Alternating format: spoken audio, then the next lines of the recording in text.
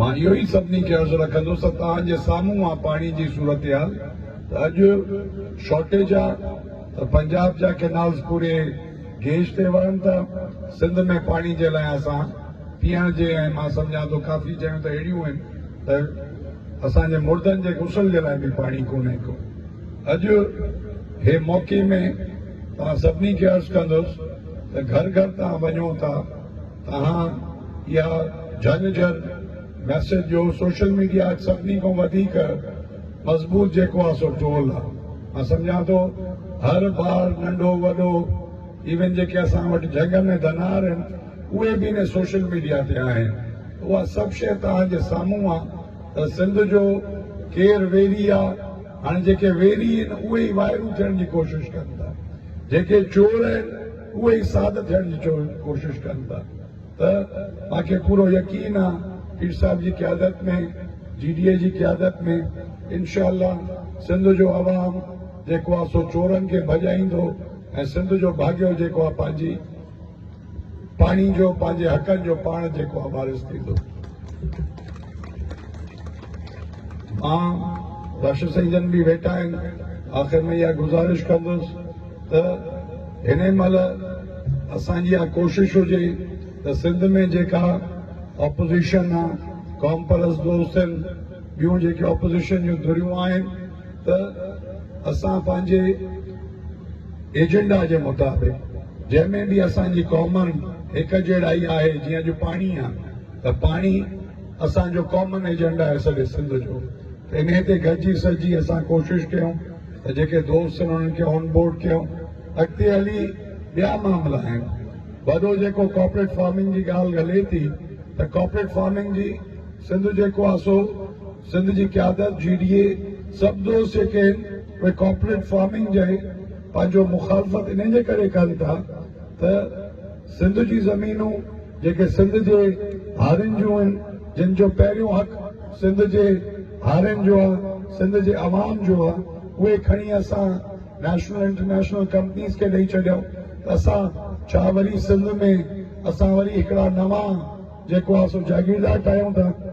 10-20 हज़ार 30 हज़ार एकड़ असां कंपनियुनि खे ॾेई छॾियऊं। उते जेको इहो इवन तव्हां चोलिस्तान में ॾिसो, तव्हां सॼे चोलिस्तान में हलिया वञो, हर आम चोलिस्तान जो माण्हू इन सॼे प्रोजेक्ट जो मुखालिफ़ आहे। उहा 7 सालनि खां वठी उन्हनि जो गुज़र बसर उन ई थर जे इलाइक़े ते, उन ई डेज़र्ट ते, उन ई चोलिस्तान ते, उन जो माल बि उते आहे, उन जी सॼी जो सॼी जेका ज़िंदगी जी जमा पूंजी आहे उहो ई माल आहे। त उते इन कॉर्पोरेट फार्मिंग खां पोइ उहो माण्हू बि उतां डिस्टर्ब थींदो, डिस्प्लेस थींदो ऐं उतां जो माल बि डिस्प्लेस थींदो। ईअं ई साॻी थर जी पटी असांजी जेका आहे पंहिंजो नारे चूड़के खां वठी ऐं पंहिंजो अछड़े थर खां वठी थर पार्कर ताईं वरी बि आहे हिते ॻाल्हि हले थी त इहा बि ज़मीन आहे जेको आहे सो लखें एकड़ कॉर्पोरेट फार्मिंग जे नाले ते ॾींदासीं। पर असांजो उसूली मौक़िफ़ GDA जी क़यादत जो असां सभिनी जो इहो ई आहे त कॉर्पोरेट फार्मिंग बि सिंध जी ज़मीन ते पहिरियों हक़ सिंध जे हारी जो आहे, सिंध जे अवाम जो आहे। इन हक़ जे लाइ बि असां इंशाअल्लाह जॾहिं बि मौक़ो आयो अॻ भरो हूंदासीं, इंशाअल्लाह सिंध जे माण्हुनि जे हक़नि जी हिफ़ाज़त कंदासीं। मां उहा ई अर्ज़ु रखां थो, टाइम बि तमामु शॉर्ट आहे, देरि बि थी आहे। ॿियो जेका हालात आहिनि अॼु अमन अमान सिंध में कोन्हे को, करप्शन जो गढ़ आहे सिंध जी का शइ सिधी कोन्हे का।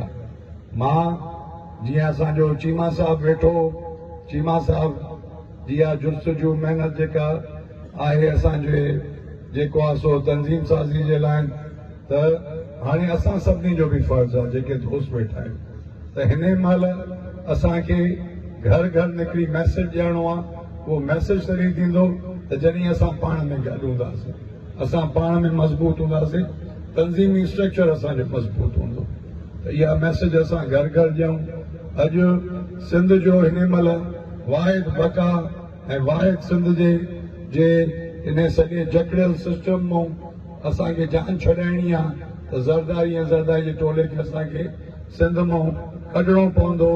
पोइ असां सम्झूं था त सिंध जे नौजवान खे या ईंदड़ नसुल खे को न को सिंध हिकिड़ो उहो सिंध मिलंदो जेको पुराणो बाबुल इस्लाम सिंध हो, जेको सिंध जेको आहे सो हमेशह औलियान अल्लाह जी धरती हुई, जेका सिंध सूफ़ियुनि जी धरती हुई।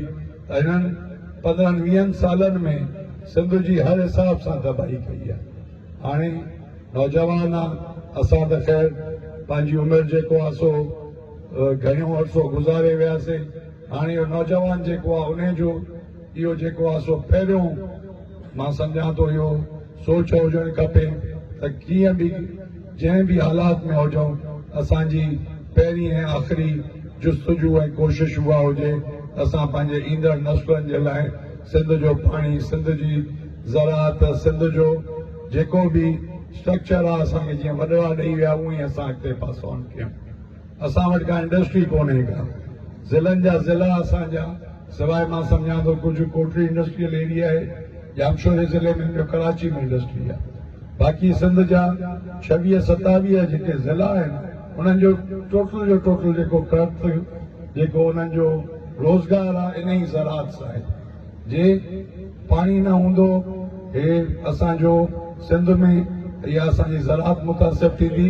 हाणे कहिड़ो इहो अमल आहे त हिकिड़े गैराबाद ख़िते खे आबाद करे हिकिड़ो 7 सालनि खां आबाद जिते करोड़े माण्हू रहनि था, करोड़े इंसान रहनि था, करोड़े जानवर रहनि था, करोड़े पखी रहनि था। इहो रुगो बका रुगो इंसाननि जी न आहे, इहा हर साह जी जेको आहे सो बका आहे। वण हे ॿूटा हे सभु शइ इहो पाणी सां आहिनि। त मुंहिंजा भाइरो, मुंहिंजा साईं, मुंहिंजा बुज़ुर्ग हाणे इन ॻाल्हि ते सोचो त जे सिंध बचाइणी आहे इन पाणी जे लाइ असांखे हर जुस्तजू में हर एंड ताईं वञणो पवंदो। इहो पाणी हूंदो त असांजी बाका हूंदी। तव्हां सभिनी जी महिरबानी आख़िर में